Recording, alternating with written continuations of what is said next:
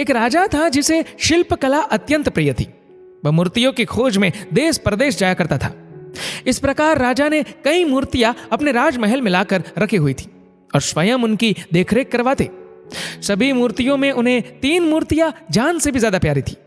सभी को पता था कि राजा को उनसे अत्यंत लगाव है।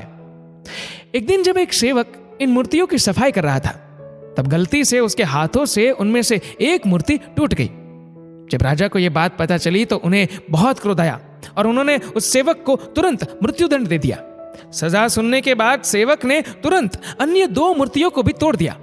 ये देखकर सभी को आश्चर्य हुआ। राजा ने उस सेवक से इसका कारण पूछा।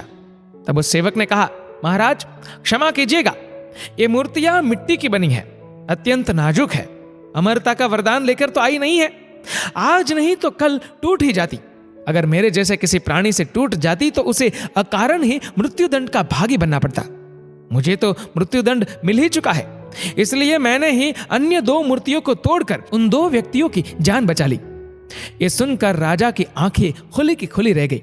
उसे अपनी गलती का एहसास हुआ और उसने सेवक को सजा से मुक्त कर दिया। सेवक ने उन्हें सांसों का मूल्य सिखाया, साथ ही सिखाया कि न्यायाधीश के आसन पर बैठकर अपने निजी प्रेम के चलते छोटे से अपराध के लिए मृत्युदंड देना उस आसन का अपमान है। एक उच्च आसन पर बैठकर हमेशा उसका आदर करना चाहिए। राजा हो या कोई भी, अगर उसे न्याय करने के लिए चुना गया है तो उसे न्याय के महत्व को समझना चाहिए। मूर्ति से राजा को प्रेम था, लेकिन उसके लिए सेवक को मृत्युदंड देना न्याय के विरुद्ध था। न्याय की कुर्सी पर बैठकर किसी को भी अपनी भावनाओं से दूर हटकर फैसला देना चाहिए।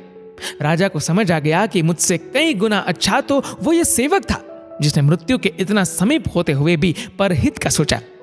राजा ने सेवक से पूछा कि अकारण मृत्यु को सामने पाकर भी तुमने ईश्वर को नहीं कोसा, तुम निडर रहे।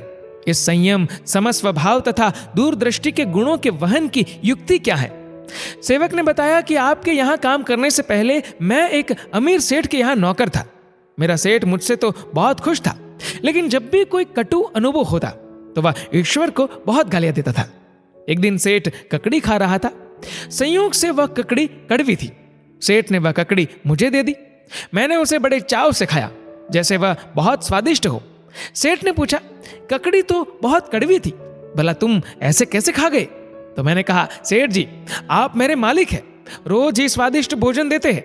अगर एक दिन कुछ कड़वा भी दे दिया तो उसे स्वीकार करने में क्या हर्ज है? राजा जी, इसी प्रकार अगर ईश्वर ने इतनी सुख संपदाएं दी है और कभी कोई कटु अनुदान दे भी दे तो उसकी सद्भावना पर संदेह करना ठीक नहीं। जन्म, जीवन यापन तथा मृत्यु सब उसी की देन है। असल में यदि हम समझ सके तो जीवन में जो कुछ भी होता है सब ईश्वर की दया ही है। ईश्वर जो करता है अच्छे के लिए ही करता है।